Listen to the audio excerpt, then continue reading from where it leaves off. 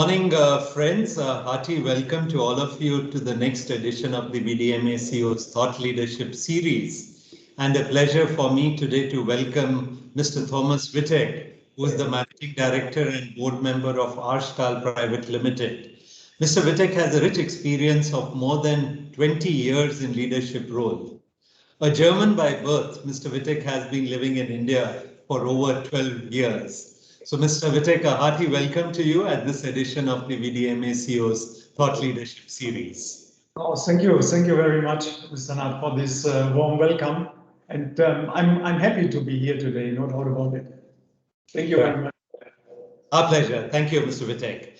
Mr. Wittek, if we look at the last 15 months, actually, there has been a lot of uncertainty due to pandemic. Many studies have highlighted also that senior management play a crucial role in their employees' workplace happiness. Can you highlight what Stahl in India has been doing in this regard, especially when we talk about employees' workplace happiness, Mr. Wittek? Yeah, actually, the pandemic, when it started last year, it was a shock to everybody. And our company was closed, with the first lockdown. And after opening, we were obviously thinking also, what can we do to protect our employees, the safety of our employees? Obviously, there were standard operating procedures in place. So we were following these procedures. We are wearing masks, actually, still wearing masks the whole day in the company, in meetings. So we are protecting, we have taken care of the transport. We have reorganized the transport system, canteen. We have and continue to do home office, for example. This is one approach. Might come to that later as well. What we have also done is last year a one-time hardship allowance for our people, for our workforce, for the shop floor. We have started also to motivate the people to vaccinate, which is very important now. We have also a couple of months, actually, there was then people had to pay themselves. So we made a vaccination allowance to motivate them. We even had a vaccination camp inside the company. And I would say we are today about 85% vaccinated. We have a couple of people who might have some health issues, which is not recommended, but we are at a pretty high level here. And this is how we are, at the end of the day, protecting each other. Additionally, we have actually increased our insurance cover also to COVID issues. One side, and on the shop floor we have distributed COVID care kits for the operators, and we are still in that mode, actually. So we are taking care, and then also if we are taking care and you are taking care of your people, they take care of you as well. This is pretty much what we have done. Yeah, I think compliments, Mr. Wittek. That is very encouraging to hear all the steps you have been taking for the employees' safety as well as their happiness. Mr. Wittek, Stahl values itself as being a leader in explosion protection. Can you briefly take us through the journey of Stahl in India and what are the plans for the future for the company here in India? Yeah, in fact, Stahl is more than 30 years already in India. It started in 1988. At this time, typically it was a joint venture. A joint venture with the Indian partner. If you wanted to enter the Indian market, this was probably only with the joint venture partner possible. So it was a 50-50 joint venture, and it was going on for about 12 years, which, according to my experience, is not. It's a quite long time actually for a joint venture. And in 2000, Stahl bought out the joint venture partner, and from that time on, independent, focusing on sales and engineering mainly. A real breakthrough or milestone was actually in 2012, when the decision was taken to build our own factory, which got operational in 2013, and we also started to export inside the group. And we are still doing it today. So we can roughly say it's a 50-50 share, export and local business. And recently, just before the pandemic and during the pandemic, then 2019-20, we had an expansion of our fabrication shop where we are doing the housings, the enclosures. And here we did a lot of automation actually. This is one thing we will also continue in the future, much more automation. And here, for example, we have a fully automatic robot welding introduced. And we have been the first in the group actually doing it. So this is let's say the latest development in Stahl. When I'm looking into the future, we have started a growth initiative in 2019, not only in India but in the region. The region, when I'm talking about region, I'm talking about APEC. That means for us the markets Middle East, India, Southeast Asia, Far East.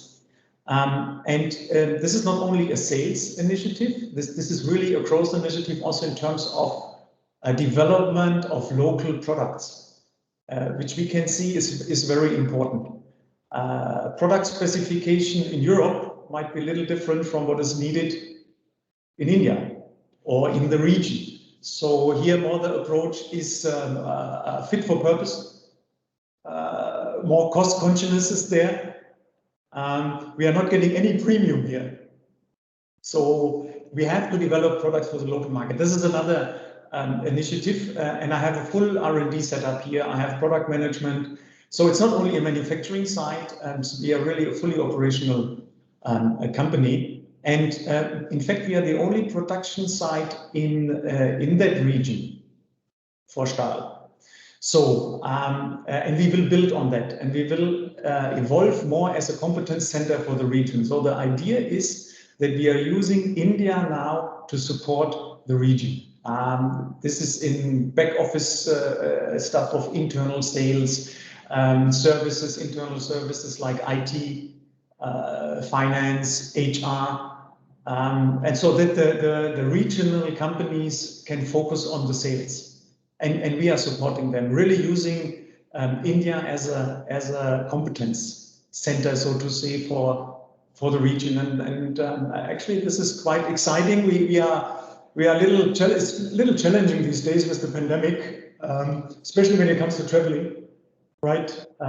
Many meetings we have, let's say, organized or planned a little bit delayed. Obviously, we have online communication, but at the end of the day, I still believe in face-to-face meetings to get the things done. So this is what we are planning for the future. So in India will be, let's say, play a major role in the development of the sales in the region. Right. Well, that's very promising and encouraging to know of the plans for India for Stahl. In fact, Mr. Wittek, I think Stahl is also a good example of a successful family-run company. Now, how would you've been in India for quite some time, Mr. Wittek, how would you compare the Mittelstand of Germany with the MSME sector here in India? And in your opinion, what is it that the Indian MSMEs can learn or benefit out of the strong Mittelstand in Germany? Yeah, obviously German Mittelstand is very well known and if you see any sign like made in Germany, it means made by Mittelstand. You can assume that the most of the products you will find are really made by the Mittelstand. I believe it's actually a business model. It's more a business model, and it's mostly family owned. So this is still a lot of family owned business, and there's very often a family-like corporate culture. It's like a big family, and it's most often a long-term approach. So nobody is really interested in the short success. So it's more a long-term approach, and you can see this. You can see companies in having the second and even third generation already coming in. So it is really more long-term. They are very close to their employees. Yeah, as I said, it's more like a big family, and they are investing a lot also in the people. and also especially in young people. We all know this topic of vocational training in Germany, which is very strong, and it's building up these expertise and know-how with the young people. So Mittelstand is very strong there as well to build also the next generation, so to say, of workers, and generally investing in the people. Typically lean hierarchies, no complex organizations. You can directly talk to the owner, to the boss, so no hurdles there. Innovativeness is quite high, I believe. As I said, owner-driven business. Most of the owners, at least which I know, they are engineers. So their background is engineering. So they are very strong in their product knowledge, and they are also very customer focused. That is another thing. And apart from this, strong social responsibility they have, and they are normally very much linked to the region where they are. They are not moving out, so to say. They stay. They might expand their business and they go to other countries, but typically they are staying in their location, which is not necessarily a big city in Germany. It could be also more remote places, and giving the work to the people in this region. So this is, I would say, in a nutshell about Mittelstand. Maybe nothing new, but this is how I can see. And I'm sure that in Indian companies, when they are following this approach, it's really a business model. It's nothing German specific, I would say. Right. And as you correctly said, Mr. Wittek, many of the so-called German hidden champions are in such remote locations, one would not have heard the names of the cities also, in very small town.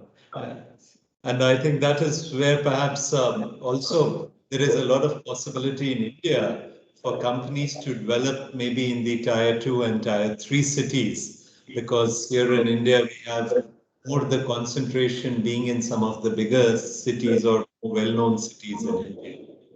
Yeah, I think India today is pretty much still agricultural driven. Right. So that industrialization, probably you have to go into the region if you're not already there. Yeah, I agree. And just about the hidden champions, that's very interesting. In fact, you are not only knowing the places where they are, you don't know the company at all. Right.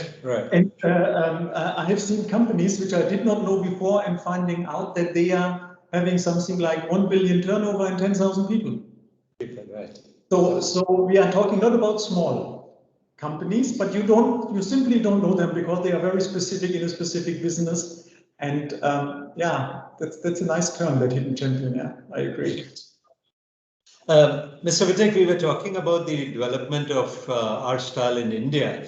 So as you know, the Indian government has come out since last year. We are talking about Atmanirbhar Bharat, which is sort of self-reliant, self-resilient India. And under this program, the government is also looking to encourage local manufacturing in India. So if we look at Stahl in India, Mr. Wittek, what is the level of localization in India? And you must also be having a lot of vendors who are supplying to you from India. So how do you see the development of these MSMEs or supplier segment in India? Because I think what pandemic has taught us, Mr. Wittek, is also we have seen the supply chain disruptions that took place last year because of the COVID. And the aim of many companies is how to mitigate these supply chain risks. So what is the endeavors being undertaken by Stahl here in India in this regard?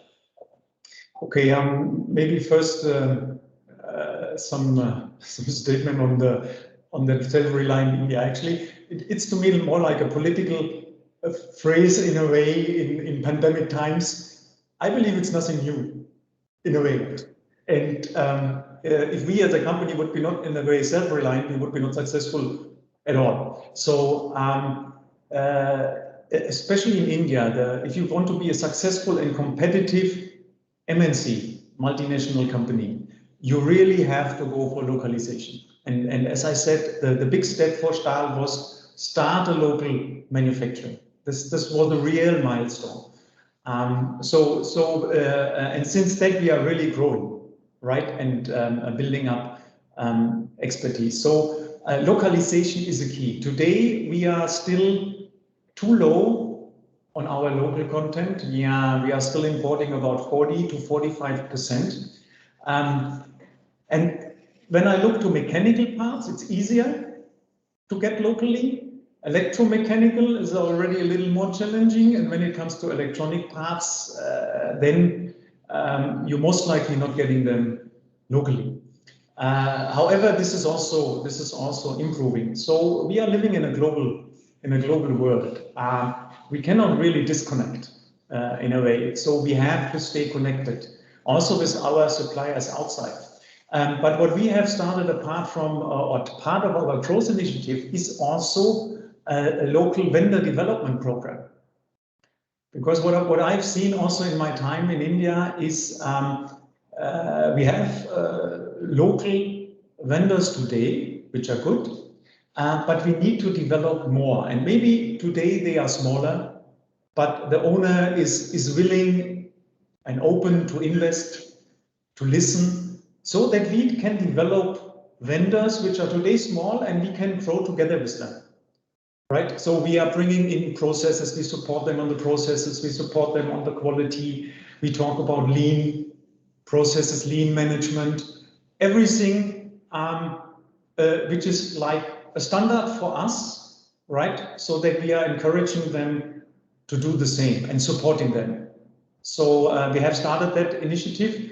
As I said, I'm not sure where we will end up, but also when it comes to profitability at the end of the day, just adding local value, you know, on labor, that's not good enough. We need to work on the material content to localize it. So that is a key for us. And as I said, some parts we will simply not get. We have to go. Obviously, China is one of the main suppliers. And when it comes to localization, with the pandemic now, it's very interesting to see. Actually, I'm thinking of doing more localization in Tamil Nadu itself. Means I have vendors in Coimbatore, right? And they had closed down. Yeah, and then all of a sudden in the pandemic times, Coimbatore is like China in a way. Right, is as far away as China. So I'm now thinking of really looking more closer to Chennai suppliers. So it is this time which is giving us that challenge. On the other hand, I believe also the opportunity there. So we are really want to develop more local vendors and help them to develop and evolve as a supplier to us. Yeah. And Mr. Wittek, would you also, over the years, have you seen that the vendors, say the suppliers, they have also improved themselves or moved the next step when we talk about quality and productivity? Are you seeing that change also in the last few years? Yes, I can see that. I have worked before also in automotive industry. And there it is very challenging actually to build up vendors. And I was a tier 2 supplier at this time. And as I said, some companies or owners, they simply don't want. They stay at the level they are and they are not willing to invest. But I've seen many companies which were really willing to invest, which were open and to adapt. And it has a little bit to do also with money. You have to invest in your quality system. You have to invest into your people, into your processes in the first place, but you get the return. You normally get the return of this investment. Yes, at least my experience is it has improved. Yes, I think so. Yeah. Mr. Wittek, you've been in India for about 12 years or around 12 years and have a good understanding of India. So if I may ask you, Mr. Wittek, in the last decade or last 10 to 12 years, maybe two things what you feel where India has done well, and maybe two aspects you can mention where you felt India could have done better in those aspects. Yeah, interesting question, little tricky, I would say. Yeah, you see, in fact, I was the first time in India in '96. And in '96, I set up an Indo-German joint venture company. And I remember just to get the company registered, that was like a nightmare. It took 6 or 7 months. I don't know, file misplaced, how many meetings are cancelled, the register of companies not there, you name it. And then when I was coming back, so to say, in 2009, right, and now, ease of doing business has improved. This I can say. There is a reduction in bureaucracy or red tape, what you call it. It's still on a fairly high level, but compared with previous, it has really improved. Measures have been taken. Bold measures like GST, for example. Tax system was very complex before. It had to be now, let's say, ease. So in a way, it's still we are still practicing all on that GST, but it is really going to work. It has helped a lot. The same for customs, for example, importing. This has improved as well. And what I can see also, what is very interesting is, I would call it digitalization. A lot of things are today online, yeah, which, in fact, if I would compare Germany and India, I have the feeling at the moment India is a little ahead on the digitalization compared with Germany. A lot of online processes, applications, banking, for example. I used to sign checks on a daily basis 10 years back. I haven't seen a check for the last, I don't know how many years. Yeah, everything is going online. And since I'm a foreigner, I obviously have the issue every year of getting a visa or stay permit. At the beginning, unbelievable effort, right? Today, everything is online. You hardly have to show up, maybe police verification, but it has really simplified. So this I can see really, this has improved, no doubt about it. On the betterment, yeah, what is still a concern to me is the environmental protection. I would say the awareness of the people to protect their environment. There is still a lot of waste lying everywhere. I can see this every day in the morning when I'm going from my house to the company. It's about awareness, I believe. People probably simply don't know what it means if they throw away their plastic or whatever. So this has not really, I have the feeling, improved. And also infrastructure. Infrastructure in a way is always lagging behind. Obviously roads have gone better, they have gone wider, highways are there, sometimes maybe at the wrong place, not the right place. But you know, these are things. So the planning on infrastructure, I can see there is still room for improvement. Yeah, I think so. These are the things which are coming to my mind right now. Yeah. Right. No, thanks for sharing it. I think interesting perspectives, Mr. Wittek. Coming to the last question, Mr. Wittek, for today. Actually, during the pandemic and the last period, the leaders, the heads of companies have been under tremendous pressure. On one side, you have to look at the safety of your employees, the customers, and on the other side also the business has to continue, and business considerations also have to go ahead. What we would like to hear from you, Mr. Wittek, is if you could share 3 leadership tips actually in these difficult times.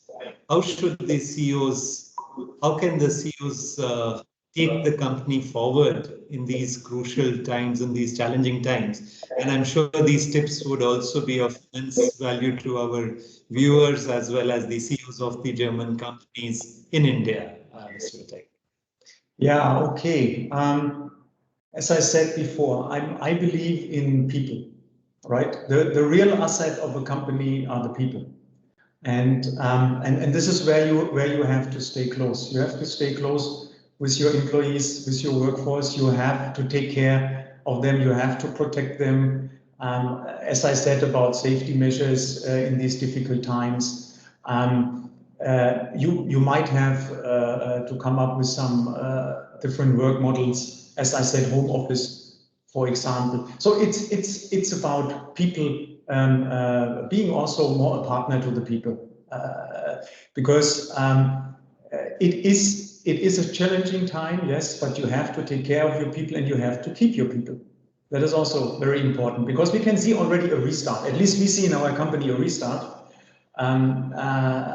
So you need the people. I think this is one very important thing. The other one I would say is don't lose your focus. Stay focused. If you have mid and long-term targets, don't lose these sights. It is difficult these days, I know that, and short-term actions might be necessary. But if you are not losing the focus, you stay what you have planned, and then you will also come out of this pandemic successful.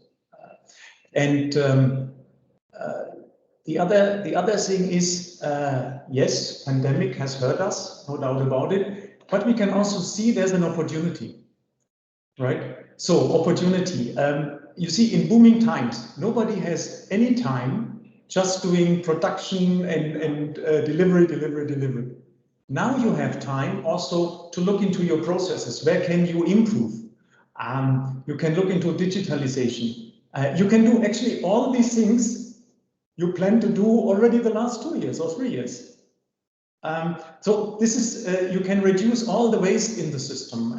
You can start a lean approach if you're not having done it already. So, for example, what we are doing is being forced with home office, to put our people in home office. This is a concept which is not used in our industry, right? In IT, maybe okay, but not in our industry. So we are used to stay in the factory. I wouldn't have never put the whole company or let's say the non-shop floor on home office. I have been forced to do this, and we have some positive results here actually out of it. So we will offer in the future jobs actually which will be from home, right? So this is an experience we gained out of this pandemic, and we have a certain time, and you have a certain time to introduce this. So this is what I can see, trying to make the best out of it and taking the opportunity here.